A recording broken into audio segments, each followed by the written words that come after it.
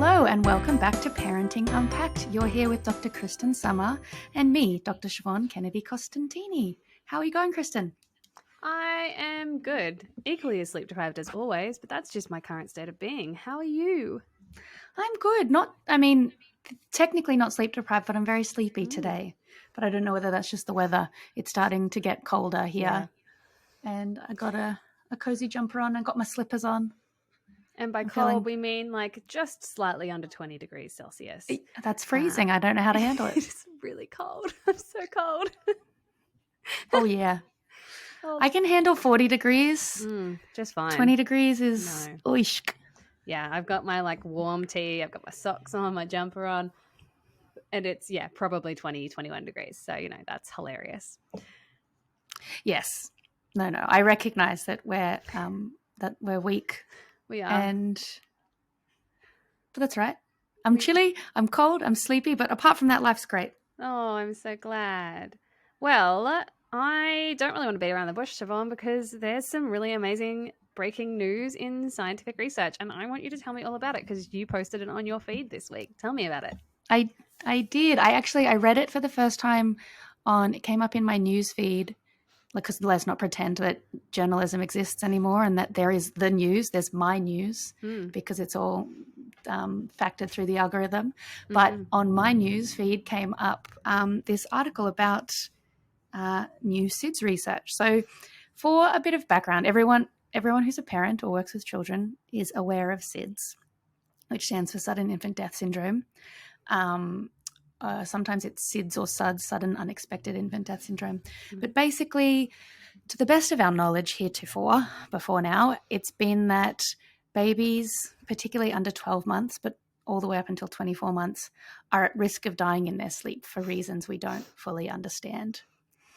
There's always been assumed that there's a genetic disposition that makes babies in general vulnerable to sleep issues and sleep breathing issues, all kinds of things, but no one's really figured out why.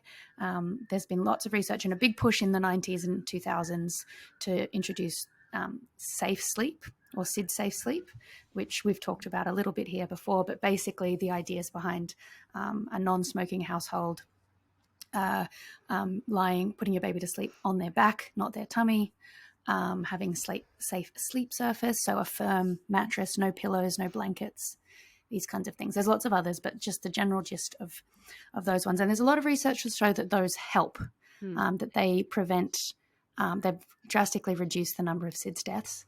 And actually was reading that in Australia anyway, and I imagine it's of course more worldwide, in Australia, 2 babies a week die from SIDS. It's the leading cause of infant death in Australia. And it's horrific. We have family and family friends who've lost children to SIDS, and it's devastating, absolutely devastating. And likely, as someone who suffered from postnatal anxiety and depression, and even those who don't, I've spoken to so many mothers who they stress about this. Oh, yeah. They freak out. And even my mother did the same thing. She would say that she'd wake up in the morning, go, I hope that they're alive. That you just get really stressed. Yeah, exactly. It's just a part of life, this unknown that babies can and do die. So like I said at the top of this, that we haven't really known why. The main theory has been 3. So the current medical knowledge, or the prior medical knowledge before this study that was published on Saturday, which is when it was published on Friday. I read the news on Saturday. But before then, we kind of thought that it was a confluence of 3 main things that caused a SIDS death. It was a vulnerable infant. We didn't quite know what makes them vulnerable. Being of a particular age, so between 0 to 12 months, but the greatest period of a SIDS death is between 2 to 4 months. And then an exogenous stressor, so a stress, some kind of situation where a baby is in trouble. So usually if they're not sleeping on their back, so sleeping on their front, or having a blanket over their head, or being in a oxygen deprived environment like that of a family who smokes. Anyway, these were the main 3 things. What we've done, not we, I had nothing to do with it. What the researchers have done is that they have figured out, to break it all down, basically they've figured out that some babies have low levels of this particular enzyme called, I've practiced how to say this, called butyrylcholinesterase. So it's an enzyme that is highly related to how our brain and neural connection functions. It's littered throughout our nervous system. It kind of keeps things working, and it's highly connected to our arousal and wakefulness. So basically, the researchers summarized to say that what they think is happening is that some babies, when they get into trouble, whether that's because they've got a blanket over their head, they're too hot, there's some kind of stressor. Typically, what happens in a healthy and everything's working normally kind of baby, their body wakes them up and then they cry for a caregiver. They are hypothesizing that babies who die from SIDS, for reasons because this enzyme is too low, their body doesn't wake them up properly, and then they get into trouble and sometimes die. So this is the first time we've ever been able to properly identify the root cause of what makes a baby vulnerable, and it's absolutely mind-blowing. It's so exciting because I think how you test whether the enzyme is present or not, Siobhan, like a blood test, routine like heel prick test, or like so they could do it that way. So the way that the people the researchers did this study, so in Australia, and I assume there are similar programs around the world, but in Australia, when your baby is born, you do a heel prick test. It's usually to test for other conditions altogether. But they take any leftover blood from that heel prick test and just put it on a card, and it gets stored for research purposes. And you can opt into that program. Yeah. I remember doing it with Timo. And they just base this, and this is part of the reason this research is also so groundbreaking. It was the first prospective test.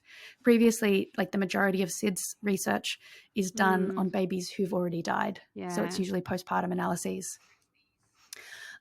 Whereas the data and the blood samples came from babies when they were 2 to 3 days old, and then they followed the sample of the babies that they had the blood samples from.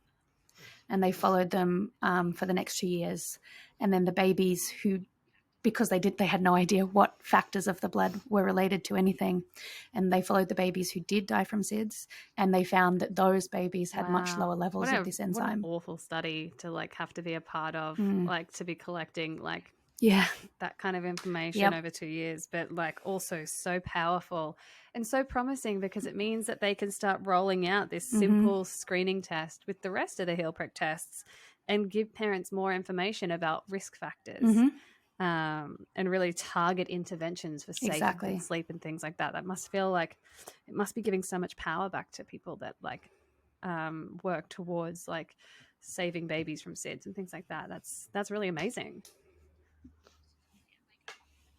Absolutely. And like, obviously, as you and I have talked privately about this, because when you were one of the first person I shared it with, being like, oh my goodness, did you know?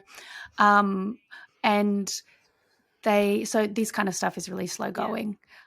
So it will take a long time before a lot of this stuff goes into practice. And of course, in a perfect world, we'd be able to increase their enzyme levels. Mind you, we don't know if there would be unintended consequences of that, or what that may or may not do. There's a lot of research that needs to go into it before figuring out, firstly confirming the finding. Is this actually right? Does it make a difference? How can we accurately screen it? All kinds of things. But as you say, information is power. And one of the most devastating, crippling things about SIDS is the unknown, is not knowing how or why it works. So any information towards filling that gap. That's amazing. And I really hope that it continues progressing and that a replication comes up really soon, so that we have more verification that this works, because this could be game-changing. Absolutely. And I think really tellingly and beautifully, the lead researcher, Dr. Carmel Harrington, I believe her name was, her son died from SIDS 29 years ago. So when that happened, she said that she was in a fog for 2 years, but then when she finally got out of it, she went, right, I'm going to figure this thing out. And she has, which is just I don't know. It's beautiful. A beautiful Yeah, little it bit from really a is. very It's sad amazing. story. Alrighty. Well, switching to, I'm not going to say lighter topics because today's topic is not light. But there's been renewed controversy around a parenting disciplinary tactic that I thought we'd decided no one was using anymore, but apparently that is not the case. And that is the good old spank. Talking about spanking today, Siobhan. Um, I'm going to talk about the research because I've done Yay. lots of research into spanking in the past, and in the last few days, I have read all of the latest evidence. But before I dive into it, give me your immediate reaction to what you feel about spanking as a mum with a PhD in child development who hasn't done the research into spanking. How do you feel about it? I haven't. I mean, I know the basics of the research, and I won't spoil any of your golden information, but I don't feel great about it. I don't do it. Caveat, I did do it once or twice. What? But only ever. Whoa. Yeah, sorry. Anyone who's watching online, listen. Okay. So I'm about to look. This is where the nuance comes in, and so important. So, sorry, I'm so ready. Kristen's eyes just jumped out of her head, and she almost had an aneurysm. So, before I let you get too excited and carried away, so I only ever did it when Timo was in cloth nappies, which he still is, but when he was very small and in cloth nappies, which means he had about 30 centimeters of padding on his bum. That's not true. Not 30, but like 20 centimeters of padding. And did you do so it he never to felt discipline it. him or as like an affectionate So, pat? no. I mean, definitely. Well, we did it affectionately, but it wasn't discipline. It was attention grabbing. It was hey, this is important. No, it wasn't. I guess it depends. And this is where defining our terms is really important.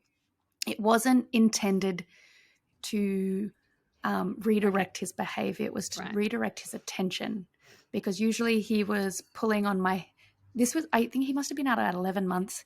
He went through a stage where he would scratch at my chest and my face, pull my eyelashes and pull my hair.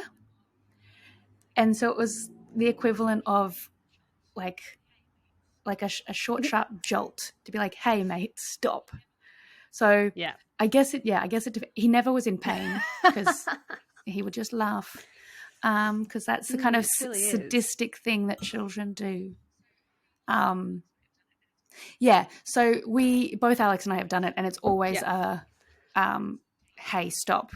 Or situations where it's dangerous. Then it's an attention grabber. It's not a discipline. A swat. You're not trying to punish a child. You're just trying to grab this attention. No. Okay. Like I wouldn't define that as a spank. Yeah. Yeah. Yes. See, this is the thing. We've since figured out. So we did it like maybe once when he would put his hand towards the oven and would swat his hand away because it was about to get burnt. We've since learned that the only way this child learns is by getting burnt. Literally, he's the kind of kid that has to put his hand in the fire before he believes you. I was always erring towards that. That's my preferred method. But not so much that, but I do believe in natural consequences of like the best way to help a child learn that they need to wear their jumper is for them to experience the cold. I mean, I'm going to take the jumper with me because anyway, but I had previously thought that I shouldn't let my child put his hand in the fire. And I still believe that, I'll have you know. True. But he's very much the kind of kid that you can tell him or show him or explain it 1,000 times and he'll be like, how interesting, I need to know for myself. A little bit stubborn. I know it does. Apples really and trees, right? And that's really unsurprising. Yes, my child is the same. I know, it's quite frustrating. I can tell her not to touch the stove and then she will subsequently touch the stove.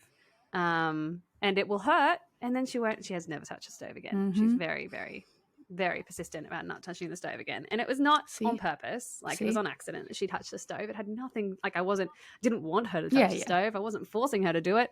I just turned around and she touched the stove. Wow. This is some really poor parenting stories. But here you go. Mums with PhDs in child development are also awful at parenting every now and then.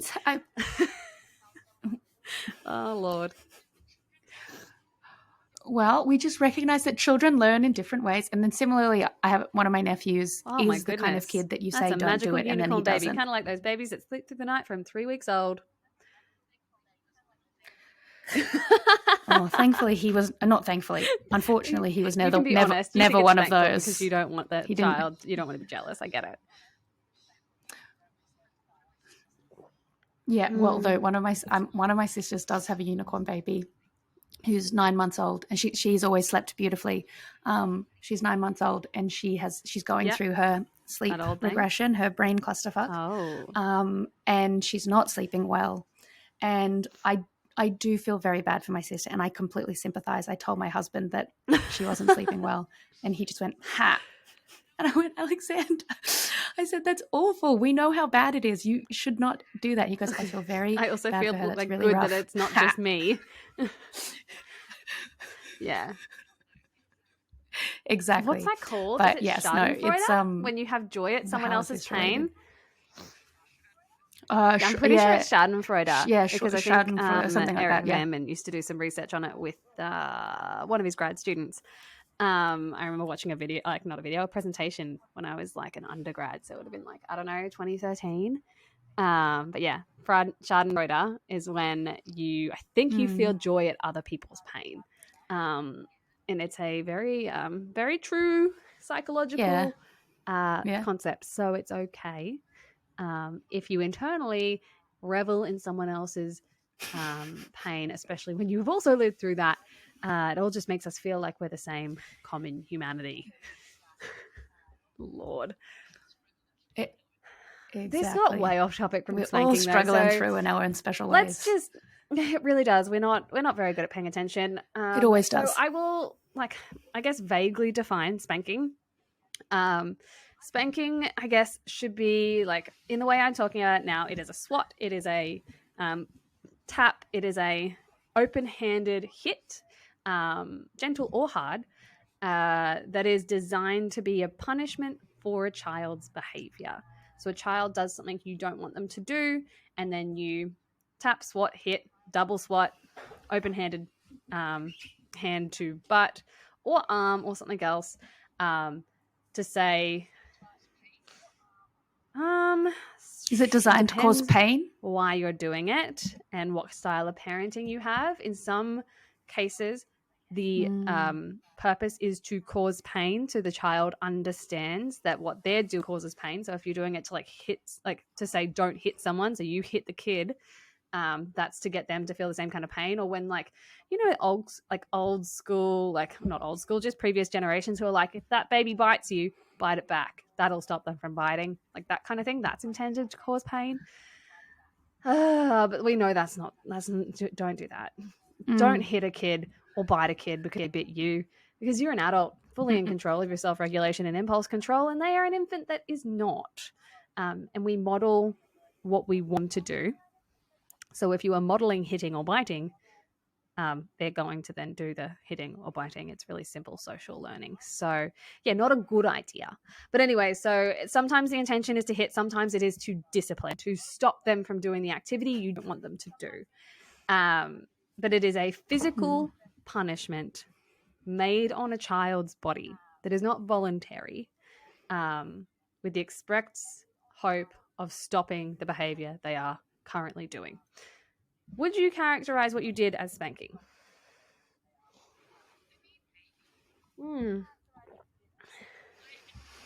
I mean, maybe. Yeah. I don't. Yeah, maybe. I guess, and you know how you said if they hit or pull you, and then you're in full control of your responses. One time, literally, Timo bit my cheek, the apple of my cheek. I think he must have been about maybe 13 or 14 months old. We were kissing each other, and we were having cuddles and whatever, and then bit got the apple of my cheek in his teeth and bit down really hard. And I instinctively just went, That's not like, whacked intentional. at him. Yeah. And it was complete, like, it was complete reaction, like auto. No, I know. But I remember feeling so bad. It didn't hurt him. He just was like, whoa. Yeah. He was completely surprised and unimpressed. I can understand why. I was equally unimpressed with being bit on the face. I guess based on what you said and what I've just shared, I actually like, just looked up a definition maybe because the I was intention floundering behind a it little is bit. really important. So would you like the actual definition from Donnelly and Strauss 2005? Well, the use of physical force. So spanking is the use of physical force with the intention of causing a child to experience pain, but not injury, for the purpose of correcting or controlling a child's behavior. So it is to cause pain. That is the definition. Yes. So if you're like... Okay. Yeah, so if you're doing it as an attention grabber, well, in that and case, I have never spanked my child. Pain, I guess it's fine. I don't know if it's fine. I don't know the research on that, but it's not spanking. But what is spanking is if you walk up to your child and go, "Don't hit your sister," smack. How does that feel? This is why we don't hit. Yeah, that's spanking because you are, yeah. And I mean, that logic is flawed, and I'm sure we'll get into that shortly. But yes. So caveat to all of me processing out loud with you and everyone listening about whether or not I've spanked. So totally. I mean, I'm here for it. Basically, so yeah, like I said, we've done it maybe a handful of times, like maybe 4 or less, and it's never worked because it gets his attention and then he goes, cool, I'm happy doing what I'm doing. So if you guys could leave me alone, that'd be great. Exactly. And it doesn't usually work. So yeah, I mean, we don't do it anymore because it doesn't work. Yes. We've got a few more effective strategies that perhaps we'll jump into. But look, hit me with the science. I'll stop interrupting. The AAP, the American Academy of Pediatrics, and the APA, the American Psychological Association, have both like delivered like very stern, like, do not spank at all, like blanket rule, don't spank children, based on the great huge body of evidence. And I feel like maybe the World Health Organization, or no, the UN, views it as a violation of children's human rights to spank. So just everyone generally in the world, all the public professional bodies are saying, look, we've seen all the evidence. There's a lot of evidence now. It's a huge amount. And we've decided to say, from a public health standpoint, that you shouldn't spank. And more than 50 countries worldwide have now instantiated a law that you cannot spank your child because it is, they kind of equate it to child abuse, but it's a separate law. And the law isn't actually there to be enforced on a criminal level. It's actually, the law has actually been put in most countries as a public health initiative to bring awareness to it and to encourage people to decrease their use of spanking. Because prior to the law and everything coming in, all this science was like, it used to be the prevailing parenting technique, right? Like there was a bunch of books that told you how to raise your kids, and it was to beat them. And so it took a long time, thought to shift, and it's still shifting. And so what we know now is that spanking doesn't work. So step 1, spanking your child is useless because it doesn't actually reduce the behavior or stop the behavior that you're trying to stop. What it does do is it makes a lot of long-term negative outcomes. It increases externalizing behaviors, so negative behavioral outcomes. It increases the likelihood of psychopathologies, the likelihood of social isolation. It increases a ton of different things. So if a child has spanking within their home, that child tends to grow up to be more problematic. So in the short term, it doesn't change the behavior at all. And in the long term, it really harms the child's psychosocial well-being right through until adulthood. This is what our current correlational research, because you can't really do randomized control trials with children and spanking, what our correlational research tells us. Now, people are trying to get into the nitty-gritty, asking like, what if it's like spanking very intermittently. And look, there is definitely a scaled effect of spanking. The more you do it, the harder you do it, the more negative outcomes you get. But even minor spanking, even swatting, is still not effective at changing the behavior. And we don't have exceptional research because we can't do a randomized control trial. And a randomized control trial is where you assign children and parents randomly to being spanked or not being spanked when all other possible features are held constant. The child's temperament, the parenting style, the socioeconomic status, everything. So when you're just varying spanking and randomly assigning them, that's called a randomized control trial. And one, that's not ethical, and two, that's really not possible to do at all because there's just too many things to try and control. So when we've got only correlational research, it's really hard to dive into the nitty gritty. But what we do know is that it doesn't work. And occasionally you see little studies pop up being like, oh, no, it does. But then you see like 15 studies pop up and say, yeah, no, it really doesn't. So we have a lot of evidence saying that it really harms children's long-term psychosocial well-being. We know that it doesn't work. And so we really need to change what we're doing because spanking isn't an effective disciplinary tactic. So in my digging, I actually came across that there are like two scientific thoughts on this. So one field is kind of headed by Elizabeth Gershoff. She's the one that's usually cited and usually on the task force for these professional bodies recommending against spanking. So she's the anti-spanking advocate. And then you've got Robert Lazalega. I think that's how you say his last name. I always butcher academics' last names because you never know how to say them. And you don't know what like country they come from, so it's hard to even look up. But anyways, so Robert, because sorry, Rob, I can't say your last name, from Oklahoma State University. He is very much like not pro spanking, but he's like, whoa, slow down. We can't just cut all spanking out altogether because we don't have any other disciplinary tactics. So even though we know that spanking doesn't work, there is occasionally studies that come up and be like, oh no, it does work. Only briefly after like immediately being spanked. And then there'll be like 15 studies be like, nope, it doesn't work. So it's really like, it's a chaotic field. But he like encourages us to slow down a little bit and say, don't just blanket remove it. Because there are some studies that he cites in his papers, which is really interesting. They seem to cite different studies in their papers. And I don't know who's ignoring like the other's literature because they're kind of both accusing each other in an academic way. It's like an academic catfight and spanking of like ignoring like the evidence that's not relevant to them, which we know occasionally happens in academics. Like, but this is like a really contentious topic. So he says that like we do know that spanking and room isolation work to curb some kind of behavior, but I think he's talking about like really extreme cases of like oppositional defiant disorder, which, mate, that's not general parent knowledge. And given that it's estimated that like 80% of American parents spank their children, like we don't need to tell them this information because 80% of children in the US don't have oppositional defiant disorder and aren't extremely oppositional and problematic for a whole range of psychological reasons. So there's that.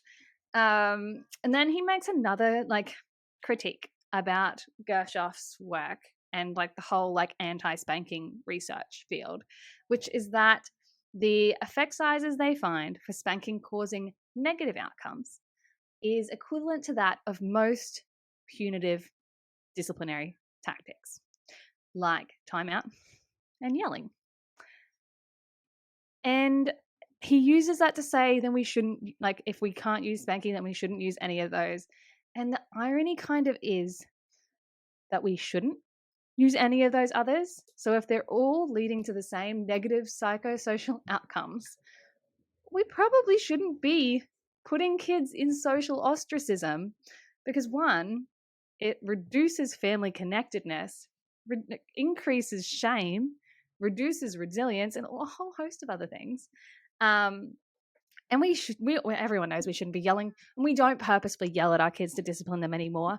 at least for the most part, because we've now been told, for the same reason we've told not to spank, that it causes our children undue psychological harm. So yeah, like it's not a great criticism of the spanking literature, because we should expect that all of those punitive corporal punishments are on par.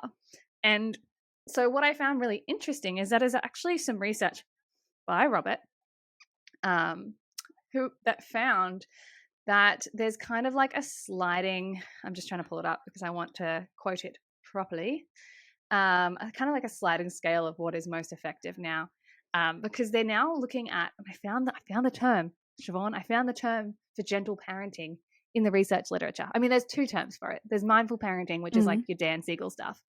But then Robert Lazeller, whatever, also calls it exclusively positive parenting, where they don't use any kind of negative parenting techniques. So they don't spank, yell, time out, all those kinds of things. It's called exclusively positive parenting, apparently, which is also the Dan Siegel stream.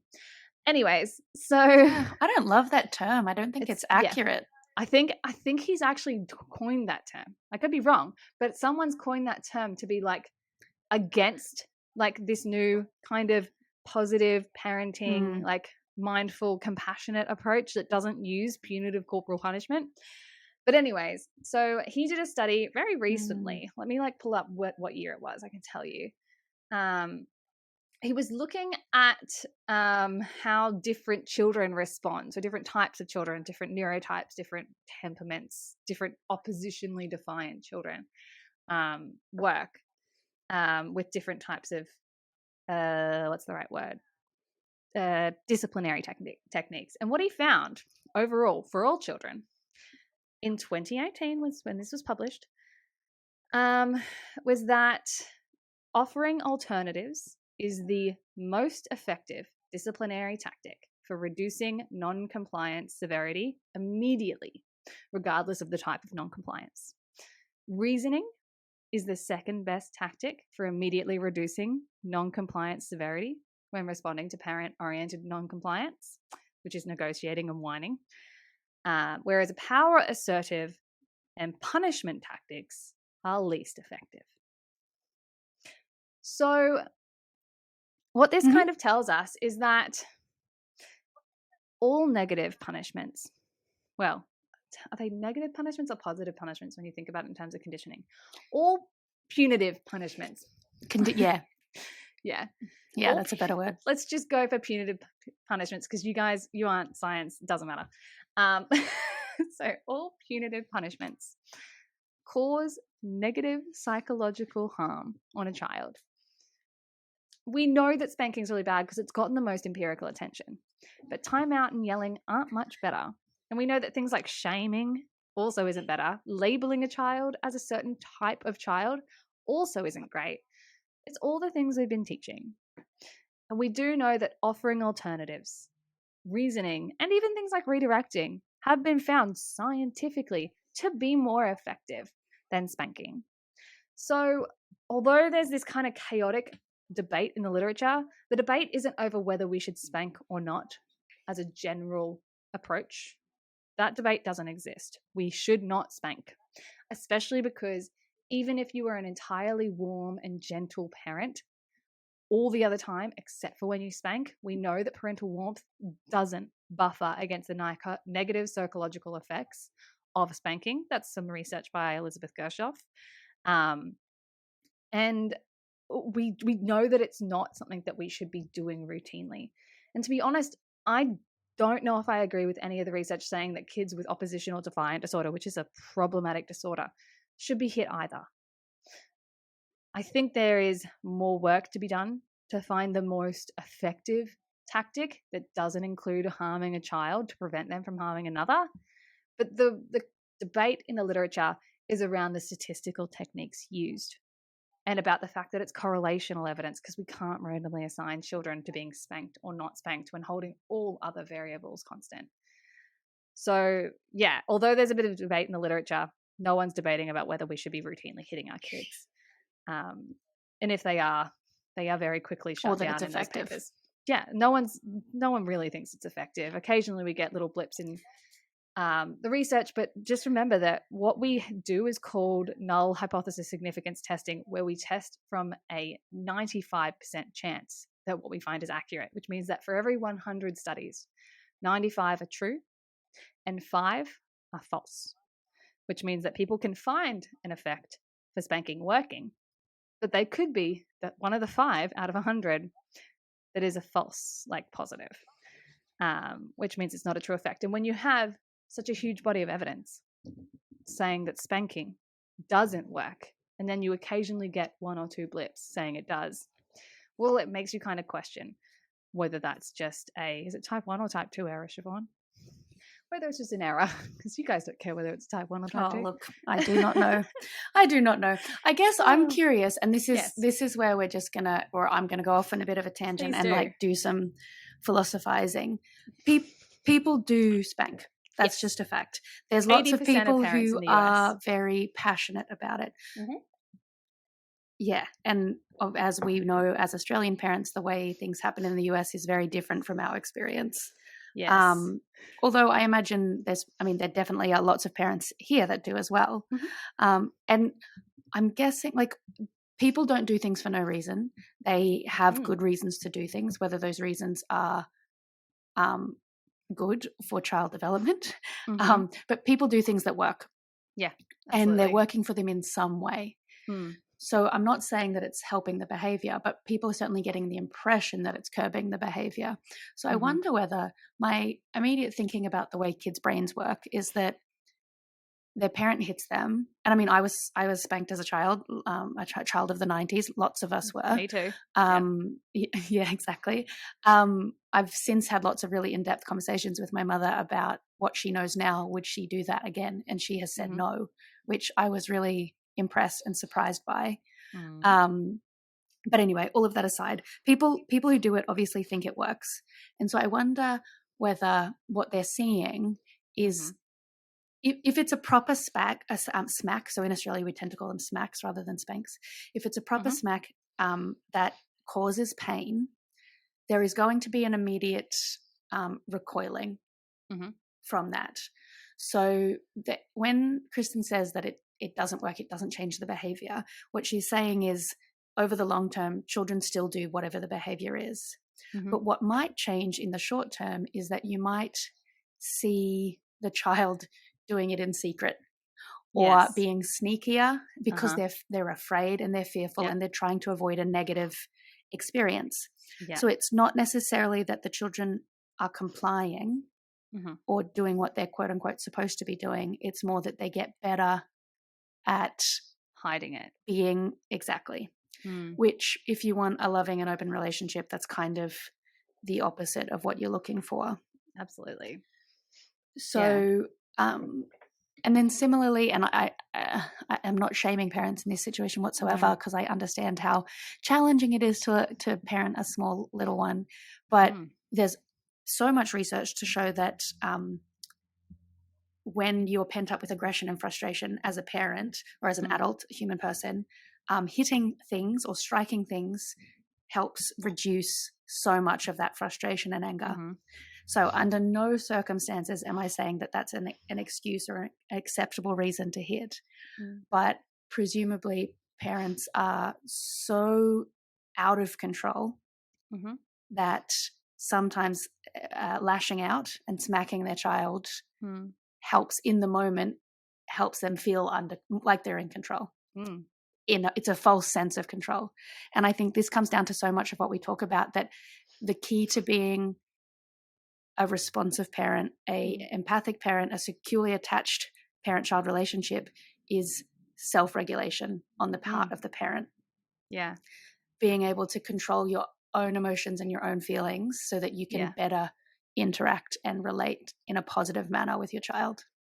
Exactly. And I think the irony, that is parents that defend spanking as being an effective disciplinary tactic often do it out of anger and overwhelm and need this form of catharsis and control.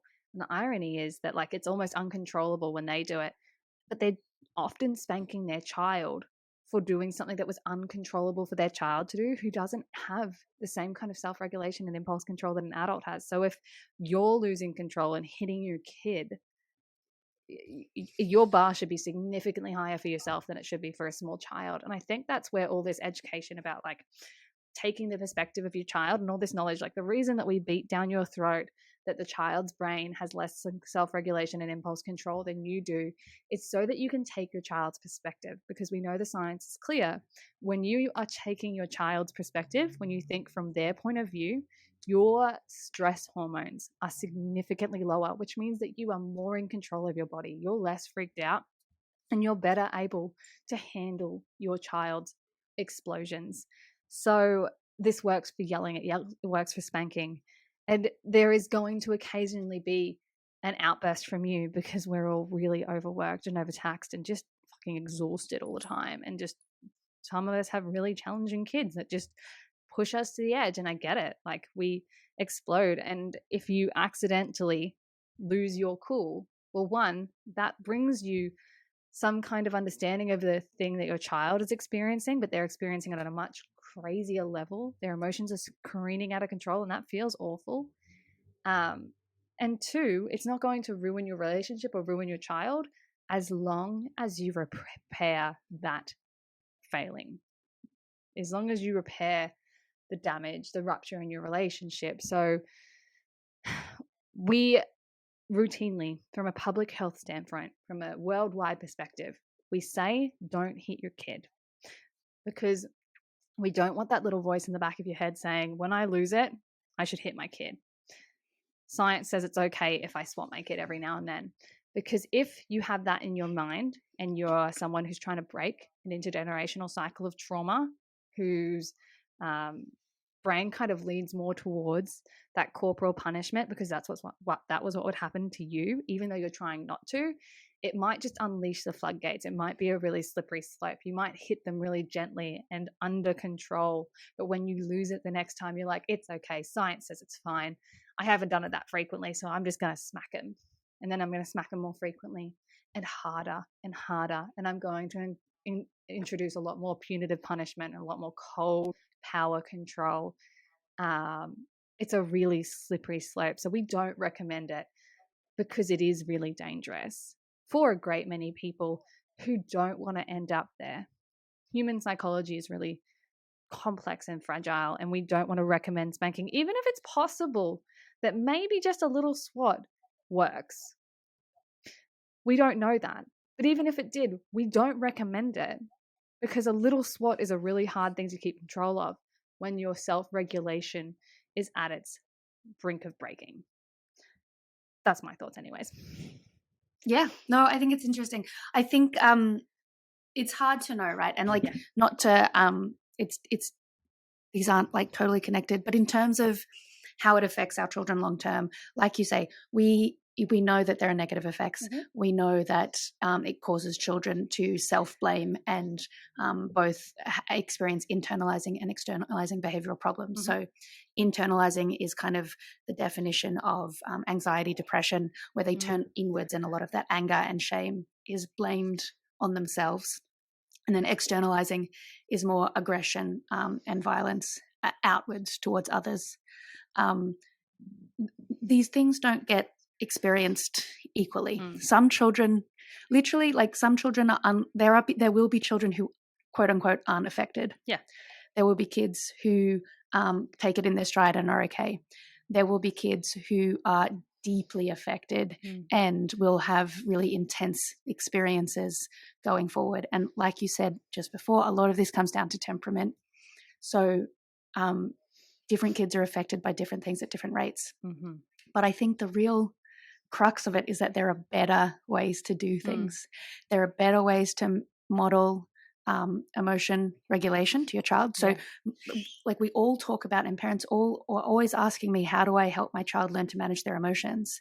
And the best way you can is to show them like examples of you doing it yourself. And it's like as we know as parents and as we see in our children, it's unpleasant to feel out of control. It's a hugely destabilizing emotional experience. So the more practice we get at regulating ourselves, the more experience our children see of us regulating ourselves, the better everyone is. There's this, I talked about this in last week's episode, there's this amazing book that I'm still reading and I'm loving called Beyond Behavior by Mona Delahooke. And it's all talking about how, in essence, children's quote unquote bad behavior all comes down to dysregulated nervous systems. And it's all through the lens of polyvagal theory, the idea that our vagal tone and our nervous systems, that it's, for the most part, and there are exceptions, but that for the most part, a small child who is misbehaving or lashing out or screaming or losing their cool, it's not out of manipulation or being naughty. It's because they have exactly what Kristen just said, they've got a small brain and a small body that doesn't have the skills required to keep their shit together. And as parents, this happens to us all the time too. The difference is we have skills and we have the capacity to and the language to think about our behavior and to put structures and routines and habits into practice to help us out of these kinds of things. So it's all, it really all comes down to self-regulation, co-regulation, which is helping our child join our calm instead of entering their chaos, and really coming from that place to try and manage behavior and or help our children feel more calm and regulated. Yeah. Well, Siobhan, I think that's enough spanking and other negative things for today. Do you have anything nice to tell me? Let's talk about nice, happy things. Yeah, let's finish with happy things. I have something funny. I have something funny to tell you. I can tell you something funny. Tell me something funny. So at our daycare, the food is all provided. So everything's provided. I think that's common at most childcare centres in Australia now anyway. But we love that about ours. However, yesterday, unbeknownst to me, my child packed his own snacks. And that's awesome. Yes, and my daycare is very particular about children not bringing outside food in, largely because of allergies. So there's several kids in his classroom that have anaphylactic reactions to various allergens. So they're very sensibly and kindly, they express that you can't bring outside food in because we need to keep the kids safe. And I support this wholeheartedly. Obviously, my child hasn't read this statement, and he took some tiny teddies and a muesli bar. And I got there, and afterwards they said, "Hi, just going to talk to you about a little incident that happened today." The best thing is they weren't actually talking about the fact that he brought the food. They were talking about the fact that another kid stole the food. So another little girl knew that he kept going to try to go for it, and they wouldn't let him have it. And she, while he was having his nap, got into his snacks.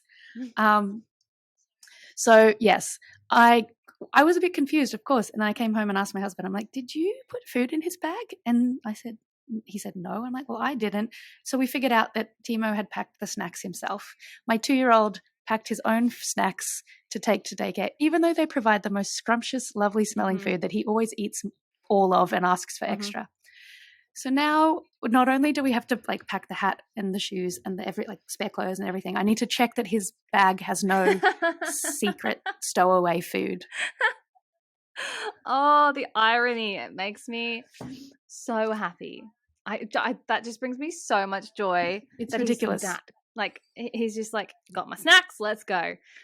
This is the downfall though of having child accessible snacks, because we also have a child accessible snack drawer, and my daughter will constantly just be like, "I want snacks," and we'll go to the cupboard and grab snacks, and I'll be like, "It is 4:30 a.m. in the morning. You are not having snacks. You may have breakfast." And she's like, "I don't want breakfast. I want snacks." And she'll sit down at dinner and she'll be like, "No, snacks." And I'm like, "It's dinner time. You have dinner in front of you. You're eating dinner. You like this food. Stop trying to assert your independence and choose snacks." I love it. We have this conversation all the time too, and we don't impose it strongly, as I know you don't either. You're joking, but because it's just, but it is ridiculous. Timo will do this thing where we'll have for dinner a food that we know he loves, and he'll look at it and be like, yucky. That's what she says too. I'm like, mate, you love She'll this. put it away and go, ew, Yeah, and then eat it. Like, what? Yeah, Why? yeah.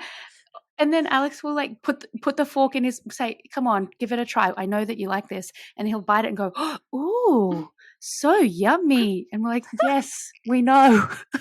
Come on, mate. Oh, they just want to assert their independence. It's the best. That's all. They just want control. Oh, yeah. Just like parents do. Yeah. Everybody wants control. But like one of us is an insane toddler that doesn't keep themselves safe and could die if they didn't have any parental oversight. And the other one is a parent. I know, but the best thing is we're like, Timo, we are under no illusions. We know that you're in control. We're not fighting that. Like, we do not fight it. You are the boss. We know you're the boss. Everyone's on the same page. Come on, just eat the food. Our only job is to keep you alive and keep you happy, because otherwise our life is a living hell. Yeah. That is very funny and a great way to end a gloomy science-filled episode. Anyways. Absolutely. Well, that's all we've got for you this week. We have no idea what's coming up next week.